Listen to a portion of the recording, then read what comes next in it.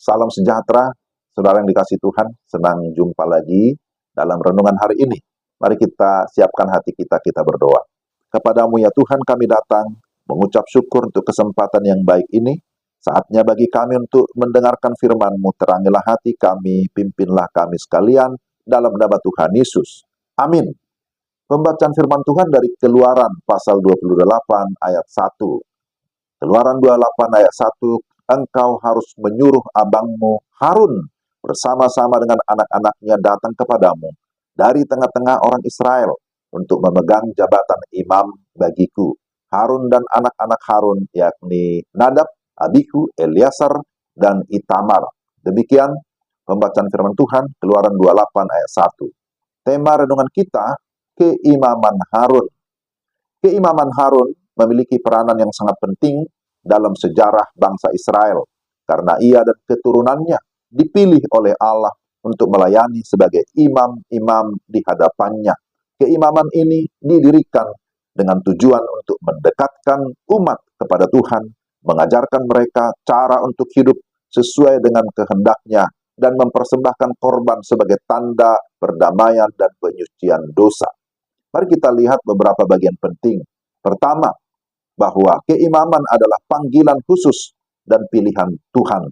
Harun dipilih oleh Tuhan untuk menjadi imam pertama bersama dengan anak-anaknya yang akan menjadi imam-imam berikutnya.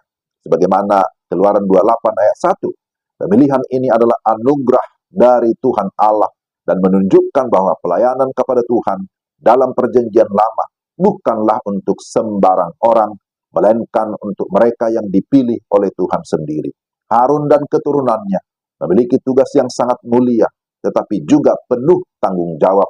Mereka dipanggil untuk menjaga kekudusan di hadapan Allah dan mengajarkan umat Israel untuk hidup dalam ketaatan kepada hukum-hukum Tuhan Allah. Yang kedua, tugas dan fungsi keimaman Harun. Ya, sebagai imam, Harun memiliki tugas-tugas yang sangat spesial dan juga sakral, yaitu melakukan persembahan korban, bahwa Harun harus mempersembahkan korban sebagai penebus dosa bagi umat Israel. Korban ini adalah simbol penebusan yang mengingatkan umat akan kebutuhan mereka, yaitu berkaitan dengan pengampunan dari Tuhan Allah. Lalu yang berikutnya, tugas imam adalah menyampaikan doa-doa sebagai perantara antara Tuhan dan umatnya.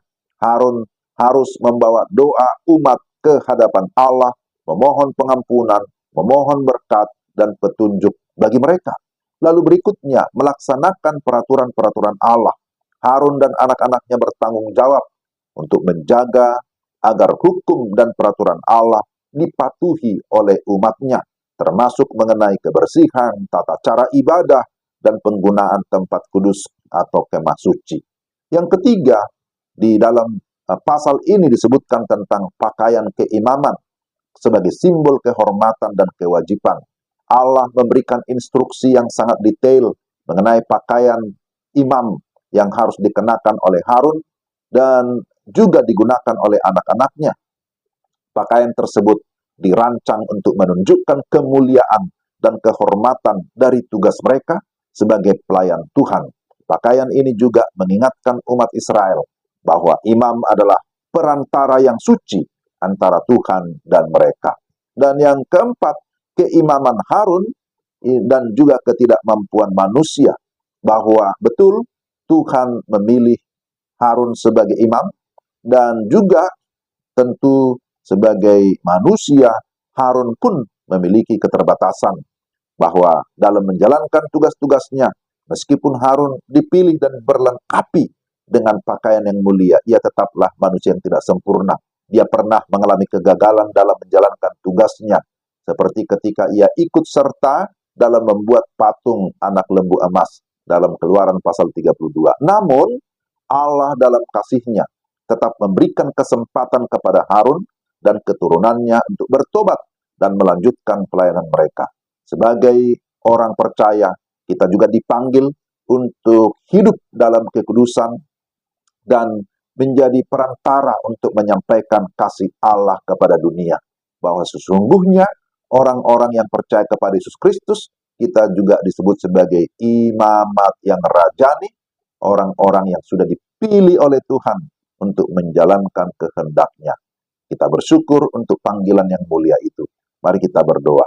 Tuhan, terima kasih bahwa melalui pasal ini kami belajar tentang keimaman Harun sebagai pilihan Tuhan menjadi pengantara antara umat dengan Tuhan. Tetapi sesungguhnya bahwa kami orang-orang yang sudah mengalami kasih Tuhan, yang sudah di dalam Kristus, kami pun adalah imamat yang rajani, yang Tuhan berikan tugas khusus bahwa kami pun harus menjadi berkat, menjadi pengantara, menjadi pendoa bagi orang-orang lain, supaya melalui kehidupan kami, banyak orang lain juga yang datang kepada Tuhan, yang diberkati oleh Tuhan. Pakai kami Tuhan, menjadi imamat yang rajani di tengah-tengah kehidupan kami di dunia ini.